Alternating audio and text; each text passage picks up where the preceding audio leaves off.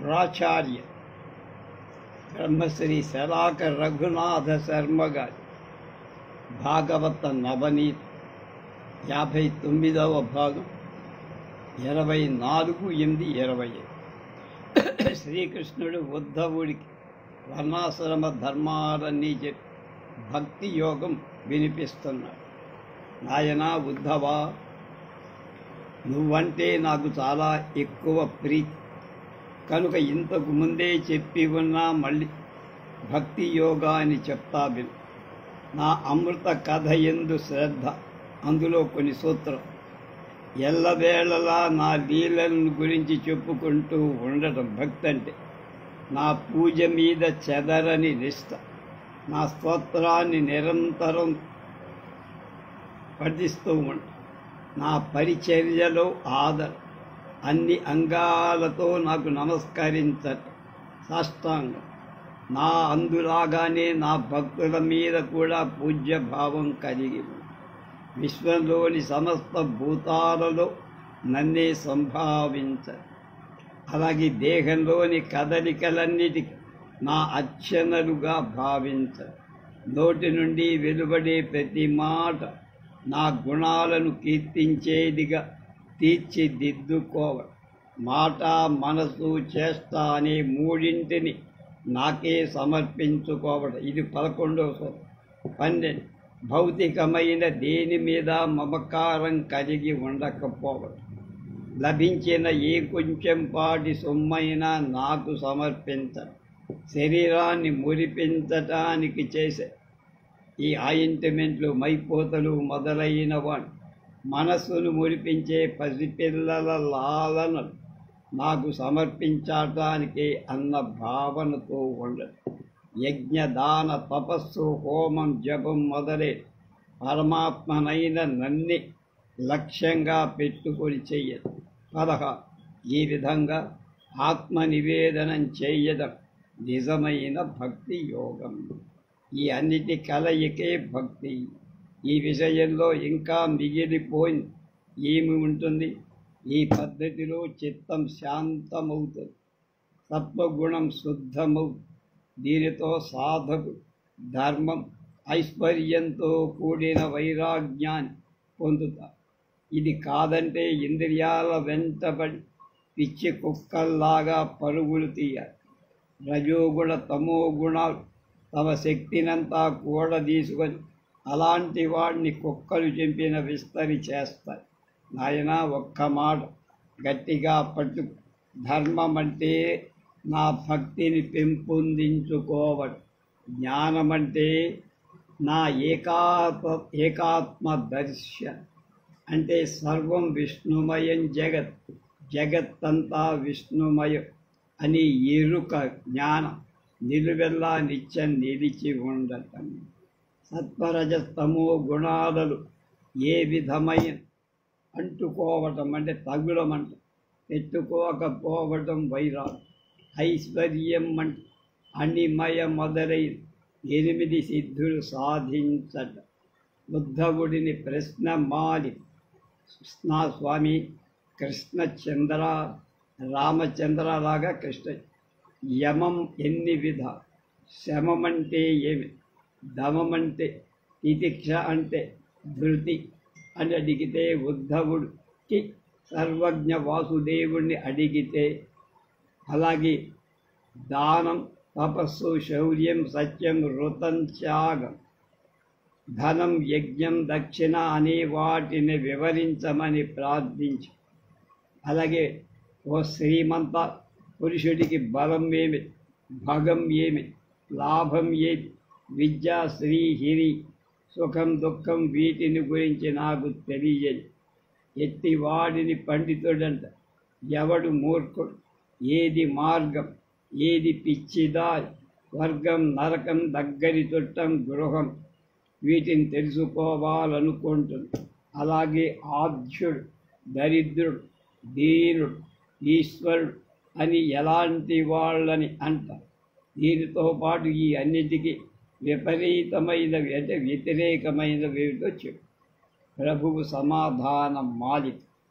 వాసుదేవ స్వామి ఉద్ధవుడి ప్రశ్నలన్నింటికి వరుసగా సమాధానాలు ఇలా నాయన బుద్ధవ, యమ నియం అనే వాటికి సంబంధించి 12 విషయాలు అహింస, సత్యం, అస్థేయం, మనసులో కూడా ఇతరులను సొమ్ము దొంగిలించడం ఉండకూడదు.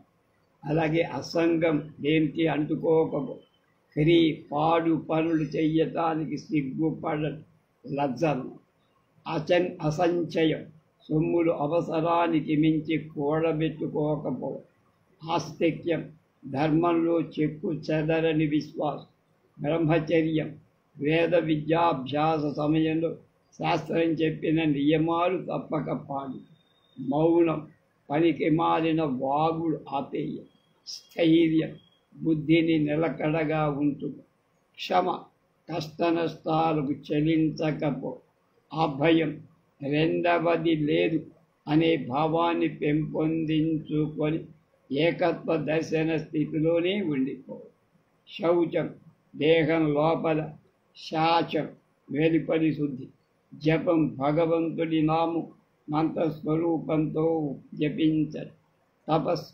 గాఢమైన భావన, తత్వాన్ని ఆలోచించడం, హోమం, అగ్నిహోత్ర ఆరాధన, శ్రద్ధ, ధర్మ కార్యాల మీద ఆదరం, ఆతిథ్యం, అతిథుల త్రికరణ శుద్ధిగా పూజించడం, మదర్శనం, దేవతార్చన, తీర్థాటనం, పుణ్యతీర్థాలైన గొప్ప నదుల, సముద్రాలను సందర్శించి వాటిలోని దివ్యత్వాన్ని గమనిస్తూ ఉండటం, పర అర్ధ ఈహ, పరమార్థాన్ని సాధించాలనే కోరి ఇతరులకు ఉపకారం చెయ్యాలనే కాంక్ష, తుష్టి, దొరికిన దాంతో తృప్తిపడు, ఆచార్య సేవలు, ఆచార్యులకు సేవలందించి వారి తృప్తి కలిగించి సదుపదేశం పొందరు.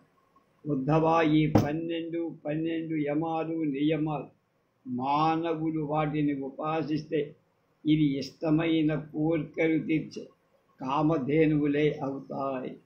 ఈ తరువాత ప్రశ్నలకు జవాబులు చెప్తున్నారు.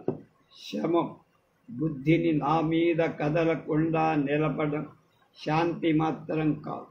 దమం, ఇంద్రియాల వికారాలను అణిచివేయడం దొంగలను బంధించటం కాదు. తితిక్ష, దుఃఖాన్ని సహించడం బరువును మోయగలటం కాదు. ధృతి, నాలుకను కామవాంఛల అదుపులో ఉంచుకోవడం కేవలం ఉద్వేగం లేకుండా ఉండగలగటం కాదు. దండన్యాసం, ఏ భూత ప్రాణిని శిక్షించకుండడం, లంచాల వంటివి ఇవ్వకుండా ఉండడం. దానం, దండించకుండడం ధన సమర్పణ మాత్రం కాదు. తపస్సు, భోగాలను అపేక్షించడం కాకుండా వృక్షం మొదలైన కఠోర నియమాలు పాటించడం కాదు. శౌర్యం, తపస్సు అంటే భోగాలను అపేక్ష చెయ్యకుండా ఉండడం. శౌర్యం, స్వభావమైన వాసన అడ్డుకట్ట వేయగలకు ఇతరులపై చెయ్యి సాధించటం కాదు. సత్యం, సమదర్శనం, సమమంటే బ్రహ్మం, బ్రహ్మాన్ని దర్శించడం భావన చేస్తూ ఉండటమే సత్యం. కేవలం యథార్థ భాషణక. వృతం, వృతం అంటే సునృతమైన వాణి అని కవులు, మేధావులు అనేక విధాలుగా చెప్పారు. అంటే సత్యం ప్రియమై, ఇది సత్యం. వృతం అనే రెంటికి సంబంధించినమైన స్పష్టమైన వివేకం. సత్యమంటే పరబ్రహ్మం, వృతం అంటే దాని వాక్కు ద్వారా చెప్పడం అని వివేకం. త్యాగం, ఇక్కడ వరుసలో వస్తున్న త్యాగాన్ని గురించి చెప్పటానికి అంతకుముందు చెప్పిన శౌచం అనే దాని అర్థభేదంతో చెప్తారు. శౌచం అంటే మలమూత్రాలు వదలడం అనే అర్థంలో కూడా త్యాగమనే పదార్థాన్ని వాడతారు. అది కాదు. కర్మలతో వాటి ఫలితాలతో అంటుకోకుండా ఉండటం నిజమైన శౌచం. దానికి అనుబంధంగా త్యాగం అంటే సన్యాసం అనే అర్థభేదాన్ని గమనించి శౌచ త్యాగాల లంకె ఉంది అని గ్రహించాలి. మరికొన్ని ఉద్ధవుడి ప్రశ్నలకు వాసుదేవుడి సమాధానం. నిజమైన ధనం మానవునికి ఇష్టమైన ధనం ధర్మం, పశువులు మొదలైనవి కావు. యజ్ఞమంటే భగవత్ తముడైన నేనే యజ్ఞస్వరూపుడు, నన్ను మాత్రమే పొందాలని గాఢమైన వాంఛతో చేసే యజ్ఞమే నిజమైన యజ్ఞం. అంతేకాని స్వర్గాదుల కోసం చేసేది కాదు. దక్షిణ అంటే యజ్ఞ ఫలం సఫలం కావడానికి ఇచ్చే ద్రవ్యం. అది ఆత్మయజ్ఞంతో జ్ఞానాన్ని ఉపదేశించి, అంతేకాని బంగారు మొదలైనది కాదు. జ్ఞానంతో కదా యజ్ఞరూపుడైన విష్ణువుడు జ్ఞానయజ్ఞం చేసేవాడు పొందు. బలం అంటే అణచటానికి అలవి కాని దాని అణచట. ఇది మనసును దమించటానికి అణచటానికి కారణమైన ప్రాణాయం. భగం నాదైన ఈశ్వర స్వభావం. ఈశ్వరుడి యొక్క భావమే భగం అంటే భాగ్యం. అంటే సర్వం నా అధీనలో అంటే పరమేశ్వరాధీనం ఉన్నాయని, అన్నిటికీ అందరికీ నేను ప్రభువని తెలుసుకోవటమే మానవుడికి మహాభాగ్యం. లాభం ఉత్తమమైన లాభం నా భక్తి. అంతేకాని కొడుకులు సంపద. విద్య ఆత్మ విషయంలో తోచే భేదాన్ని తొలగించుకోవటం విద్య. కేవలం లౌకికమైన తెలివి క్రి చేయరాని పనులలో ఏవగి అలాంటివి తప్పనిసరిగా వదిలేయాలనే భావం. కేవలం సిగ్గుపట్టం కాదు. క్రి అంటే సిగ్గే కానీ మామూలు సిగ్గు. శ్రీ దేని మీద అపేక్ష లేకపోవడం మొదలైన గుణాల సంపద. కిరీటాదులు సుఖం దుఃఖం సుఖం అనే వాటి లెక్క చెయ్యకపోవడం నిజమైన సుఖం. భోగం కాదు సుఖమని. విషయ భోగాలు కోరకయే దుఃఖం. అగ్ని ప్రమాదం వంటిది కాదు. పండితుడు అంటే బంధం నుండి విడుదల పొందే విధానం తెలిసినవా, లేక బంధము మోక్షము అనే విషయ జ్ఞానాల ద్వారా నిండుగా ఆ జ్ఞానం కలదు. కేవలం లౌకికమైన చదువుల దిట్టతనం సంపాదించిన వాడు కాడు మూర్ఖుడు. దేహం మొదలైనది తాను అనుకునేవాడు. మార్గం నన్ను చేరటానికి మాత్రమే ఉపయోగపడే. నివృత్తి మార్గం సంసారం నుండి మరలిపోవడం. ముళ్ళు మొదలైన ఇబ్బందులు పెట్టే పరిస్థితులు దేనికి కాదు.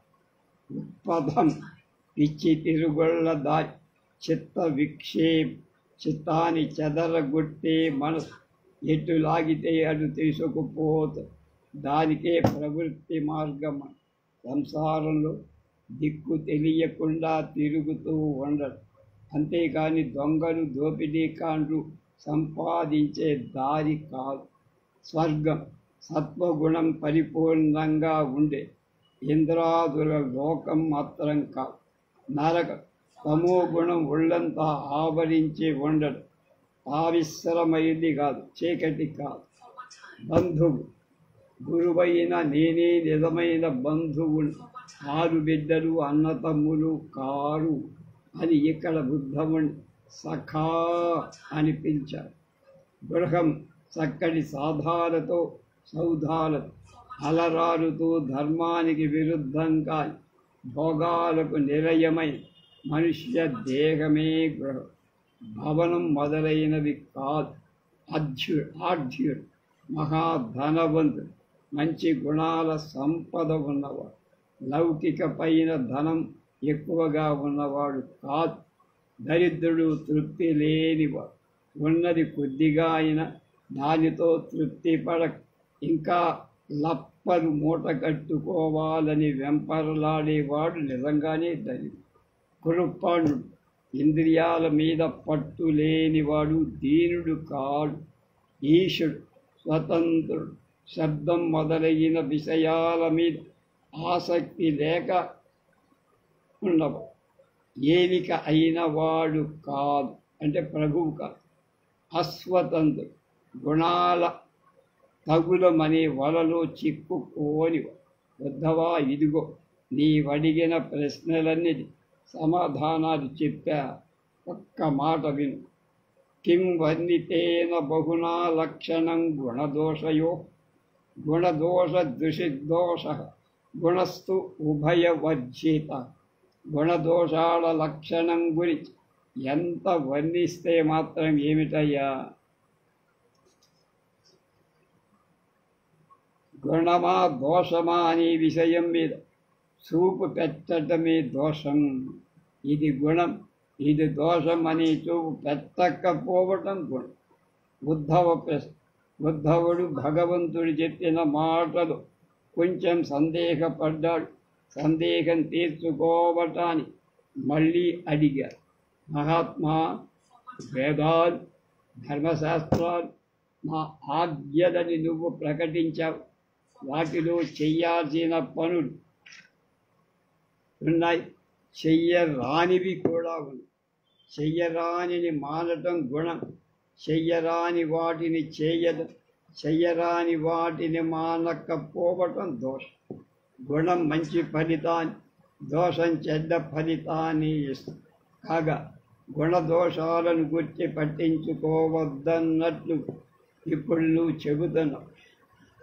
దీనికి నాకు క్లారిటీ లేదు, నిశ్చయ జ్ఞానం కలిగించు. వాసుదేవుడి సమాధానం. ఉద్ధవుడి ప్రశ్న సరైందే అనిపించింది. నాయనా ఉద్ధవా, నిజమే. ఆయా నిత్య నైమిత్తిక కర్మ ఆచరించటంలో విధి నిషేధాలను, వర్ణాశ్రమ ధర్మాలను, ఆశ్రమ ధర్మాలు చెయ్యాల్సిన పనులు చెయ్యకూడనివి, ఇంకా లౌకిక వ్యవహారాలు విధి నిషేధాలు అనేకమున్నాయి. శృతి స్మృతులలో నా ఆజ్ఞలే అయిన గుణదోష సంబంధమైనవి ఉన్నాయి. వాటిని గురించి సమన్వయాత్మకంగా కొన్ని సమాధానాలు చెప్తా, జాగ్రత్త విను. నేను మానవుల శ్రేయస్సు కలగ చెయ్యాలని భావంతో 3 విధాలైన యోగా విస్పష్టంగా జ్ఞాన కర్మ భక్తి యోగా అనే వాటిని చెప్పాను. అయితే అవి అధికార భేదాన్ని బట్టి వేరువేరుగా ఉన్నాయి. అంటే ఉత్తములకు జ్ఞానయోగం, మధ్యములకు కర్మయోగం, క్రింది స్థాయి వాళ్ళకి భక్తి యోగం అన్నట్లు ఉంటాయి. తల్లి పిల్లల శక్తి సామర్థ్యాలు గమనించి అన్నం పెట్టిన నేను ఈ 3 యోగాలు ఏర్పాటు చేసి మరొక ఈ 3 ఉపాయాల కంటే మరొక ఉపాయం లేదు. ముందుగా జ్ఞానాన్ని గురించి చెబుతా. కర్మాల ఆచరణలు అలసి సొలసి కర్మ ఫలాల మీద ఆసక్తి లేక కర్మ సన్యాసం చేసిన వాళ్ళ జ్ఞానయోగం శ్రేయస్సును, మంచిని కలుగు. స్వర్గం మొదలైన ఫలాలలో కోరికలు కలిగి యజ్ఞాలు, దేవతా పూజలు మొదలైనవి చేయగలిగే శక్తి సంపదలు ఉన్నవాళ్ళకి కర్మయోగం అవసరం. ఒక్కొక్కడు పెద్ద ప్రయత్నం లేకుండా అదృష్టవశాన భగవత్ కథలు వింట వాటిలో నిరంతరం రమిస్తూ, అంటే ఆలోచిస్తూ, వాడికి వైరాగ్యము లేదు, కర్మల మీద నిరాసక్తాలి. అలా వంటి వాడి భక్తి యోగం మహాఫలితాన్ని ఇస్తుంది. ఎంతవరకు కర్మాల ఫలాలు విషయంలో నిర్వేదం పుట్టదో అంతవరకు కర్మయోగాన్ని అంటిపెట్టుకొని ఉండదు. అలాగే భగవంతుడి కథలలో శ్రద్ధ, అనన్య చింత పుట్టనంత వరకు కర్మాలు చేస్తూనే ఉండాలి. తన ధర్మం నుండి భ్రష్టుడు కాకుండా కర్మఫలాన్ని అపేక్షించకూడదు. కర్మయోగాన్ని నిర్వహించేవాడు అటు స్వర్గానికి పోడు, నిషిద్ధ కర్మ చేసిన వాడు నరకానికి పోడు. అలాంటి వాడు ఈ లోకంలో వెలుగుతూ తన ధర్మంలో నిష్ఠ కలవాడై, పాపాలు లేనివాడై, పవిత్రుడై, అదృష్టవశాన్ని విశుద్ధ జ్ఞానం పొందుతాడు లేదా భగవద్భక్తి యోగాన్ని అవలంబిస్తా. జ్ఞానంతో కానీ భక్తితో కానీ సాధన చేసేవాడు పొందే లోకాన్ని స్వర్గం చేరుకున్నవాడు కూడా కోరుకుంటూనే ఉంటాడు. నరుడు స్వర్గానికి పోవాలనుకోరాదు. అలాగే వివేకం కలవాడై నరకానికి పోయే పనులు కూడా చెయ్యకూడదు. దేహావేశం వల్ల వడలు తెలియని వాడే మానవ లోకాన్ని కూడా కోరుకోకూడదు. ఈ దేహం వదలిపోకముందే వివేకం పోగు చేసుకున్నవాడే అంతరంగాన్ని శుద్ధి చేసుకుని మోక్షం కోసం ప్రయత్నం చేయి. అంతరంగ శుద్ధి అంటే సంఘాలన్నింటినీ త్యజించడం తెంచేసుకో. ఉద్ధవా గమని, పక్షులు కూడా గూడు కట్టుకున్న గూడు గల చెట్టులు యమభటుల వంటి కిరాతాత్మ నరికేస్తూ ఉంటే దాని తగులాన్ని దులిపేసుకొని క్షేమంగా మరొక చోటకి వెళ్ళిపో. అలాగే మానవుడు ప్రతిరోజు ఆయువుని విధి నరికేస్తూ ఉండటాన్ని గమనించి వణికిపోతూ ఉంది. అది కాదు చెయ్యాల్సిన పని. తగులాలను తగలబెట్టుకొని పరమాన్ని తెలుసుకొని కోరికలు లేనివాడై ప్రశాంత చిత్తం కలవాడై ఉండాలి. బుద్ధవా, పడరాని పాట్లు పడి అదృష్టవశాన మానవ దేహం పొందారు. దాన్ని ఒక తెప్పగా భావి దాన్ని భద్రపరుచుకుంటూ ఉండ. గురువే అక్కడ చుక్కాలి. ఈ తెప్ప పరమాత్మనే వాలుగా పోతూ సంసారాన్ని సముద్రాన్ని దాటుకోవాలి. ఆ పని చెయ్యకపోతే అది ఆత్మద్రోహం అవుతుంది. ప్రతి కార్యంలో సాధకుడు వీటిలో దుఃఖం పొడసూపుతోందని కంగారు పడకూడదు. కాబట్టి అవి ఇచ్చే ఫలాలు నాకు అక్కర్లేదనుకో. వాటి కోసం వెంపర్లాడకుండా ఇంద్రియాలను అదుపులో పెట్టుకో. శ్రమక్రమంగా అభ్యాసంతో తన్ను తాను నియంత్రించుకో. అటువంటి వాడు యోగి మనస్సును కట్టి పడేస్తా. ఆ పైన మనసు అంకెకు తెచ్చుకొని ప్రాణాలపై అధికారం సాధించి ఇంద్రియాలను అణగద్రొక్కి సత్వగుణం రెండుగా పెంపొందించుకున్న బుద్ధితో మనస్సును తన వశం చేసుకొని అయినా పిచ్చి తిరుగుళ్లకు అలవాటు పడి మెల్లగా జారుకొని పోయే మనస్సు వెంటపడి పట్టుకొని తన అధీనంలో ఉంచుకో. అటువంటి స్థితిని పరమ యోగం అంటారు నాయన. అది పొగరుబోతు గుర్రాన్ని నేర్పుతో శక్తితో తెలివి వశం చేసుకోవటం వంటి పని. మనస్సుపై ఒక చూపు వేసి ఎప్పటికప్పుడు దాన్ని అణస్తూ ఉండాలి. తత్వ వివేకంతో మనస్సు ప్రసన్నమయ్యేంత వరకు అనులోమ విలోమ పద్ధతులు సృష్టి తత్వాన్ని ప్రళయతత్వాన్ని గమనిస్తూ మనస్సును తప్పిపోకుండా చూసుకో. అనులోమ విధానం అంటే పరమాత్మ నుండి పంచభూతాలు ఏర్పడడం, వాటి నుండి తిండి మొదలైనవి ఉత్పత్తి అవ్వడం, జీవుడు రూపొందడం, పెరగటం వల్లాంటి. విలోమం అంటే అలా